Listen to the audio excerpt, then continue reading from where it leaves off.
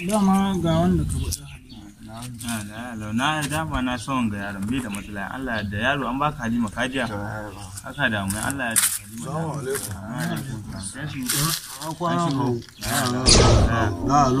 Dama ga yan Halima na barka ne kawu wala